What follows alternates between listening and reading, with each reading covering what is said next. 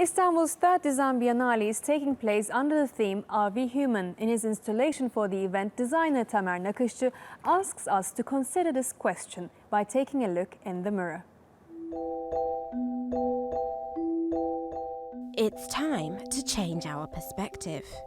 That's Tamer Nakisci's aim with his new installation, Undesigned. It's a mirrored hexagon, and what we see in it depends on how we interact with it.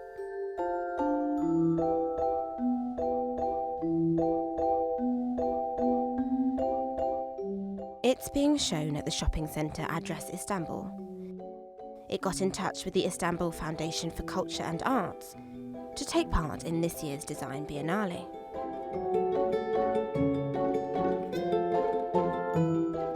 We specifically like this work because it deals a lot with the space and a lot with the perception. And as you know, the theme for this year's Biennale is Are We Human? So this is a great way for us to see the same subject matter in a lot of different perspectives, and it's really an experiential booth where we figured it really dwells with the subject matters that we like and are interested in. Nakisci included toys and props in the installation to rejuvenate our childlike wonder. Undesigned is part of the award-winning designer's wider project, The Future is Blank. Tamer sees the invisible in the visible design, and he wants to create always something different, not a product, but something you can interact with. So I like his vision. As far as you can see here, you know, it's not a normal design. You can play with it, and you can sit on it, and you can do whatever you like. This is the interaction between design and human beings.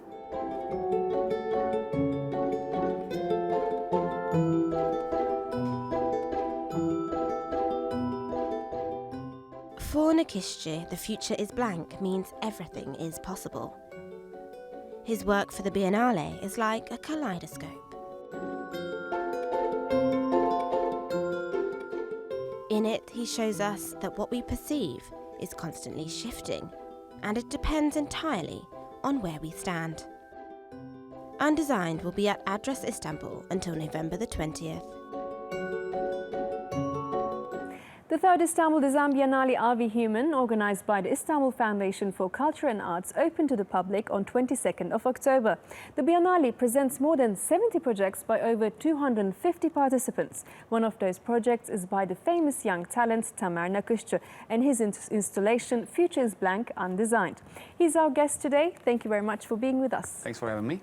So, first of all, tell us about your installation Future is Blank, Undesigned. Well, the theme for the Design Biennale was, you know, it was centered on the human. So, are we human? So, I wanted to actually do something that connects to people, that people can take a part with. And I didn't want to do something that was just designed. I just wanted to share the possibilities and I mean, once you complete a design, you just say no to all other possibilities. But with this one, I just want to take a step back and then not finish it, just keep it open, and then have people's ideas. And I wanted to just go to a place that is not designed. So that's the whole idea. So it's actually about experiments, and you try to get people involved, especially in your installations. Yeah. And you mentioned you try to change people's perspective. How do you do that? Well, I mean, if in the daily life, you just go through many things. You have your phones, you have your everything, and then you actually don't see things as they are. You know, you lose your consciousness toward things. So you need some elements, you need some things through design maybe that changes your perspective, that you look at something from a different angle. It could be a cube like this, or it could be like those mirror installations that gets you into a place that you don't expect, that you maybe look at something that you always see. And in this example, it's like some people can go inside and they have, let's say, like an umbrella, and once they take it inside and they just turn it, the umbrella turns into some other form of, because it becomes this kaleidoscopic visual, so it makes you look at things differently. And once we do it, we really realize every detail in life, and that makes us more happy, actually. So you brought some props and you just showed the cube. Exactly. Could you maybe tell us how to see that, the installation's miniature version, I think? Yeah. Well, we actually have like a 3-meter like size of this. So as you can see there, my fingers are here, but they don't look like fingers to you right now.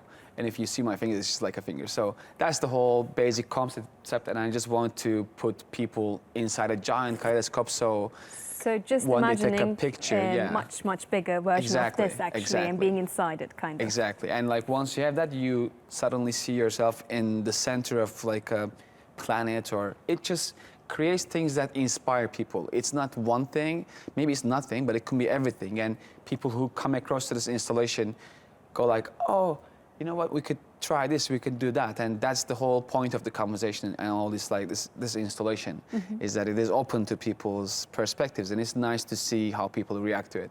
How are they reacting, actually? How is the feedback from visitors and artists? Well, we had it's blank. It's futurist blank means like everything is possible. So we had this opening 2 days ago, and we just started blank, and then we also didn't know how it was going to be. But then all our like artist friends, people who just step in, I mean, people who actually missed the opening also now they're like calling me, we have this idea, can we just come back one day and we can shoot this and that, and I want to come bring a parrot or something like that, you know. Everybody's like bursting with ideas, and that's exactly what I wanted to do. You could just go in, you just do your, you know, whole like visual ideas, and then you just capture this thing. And also you bring creativity actually exactly, to it. Exactly. And this point that is like, it's not on design, is that it's just a mirror box in a way. It's nothing digital, it's nothing virtual, or it's nothing like that is 3D or like design. It is just pure reality, and it's just yourself and your clothes, your things that you have. But those mirrors really simply connect you into a strange dimension. It's really exciting to do that. So you were also chosen as one of Europe's 100 Young Creative Talents, which is one of the awards of many you received. At a very young age, your success story has been recognized internationally. And what do you think has made you earn this recognition? Is it your history, your culture, your childhood, or your talent? Well, I guess a bit of everything. But my father was a carpenter, and I grew up into not the business, but you know, into the form of like making things, you know, just putting things together. And I would go to the workshop after the closing hours, but I would also do things that are not designed. You know, I would not go and make things, and I would just find the pieces that are just there, like scrap wood, and then try to make things with that. I mean, in a way, it showed me that my destiny is in my own hands. So everything is a step, by the way. You know, they say you cannot be successful if you don't know what you want, and it's not as it seems. It's like you just need to have you know, a goal, a simple goal, and you do it, and then you know that you're successful. And for me, it's been a long journey, but every one of those awards, every one of those things that I've done, product designs, this installation, everything was a step. And I think the key to this is to believe in yourself, to know that you can change the world, and just do things step by step and just go as it goes. It's like a bit like undesigned also. And your surname also has history in it, actually, doesn't it? Exactly. It comes from Nakisci, which is like you can say a sort of like a muralist. Those kind of ceiling decorations that are made out of wood. And my grandfather was doing that, and my father was doing this, and it's sort of... So it's a bit of destiny, can we say that Exactly. too? He's from Gaziantep, Yes. and I think it's like a heritage also, I can say. And you said the Turkish approach to problem solving is to think outside the box, because everything is boiling, emotional, and when this meets creativity, it can result in interesting projects. So, as you said in your interview, do you believe creativity is part of Turkish culture, maybe? Well, I think everybody who has known a Turkish person, you know, knows that there's a bit of, you know, like, it's not...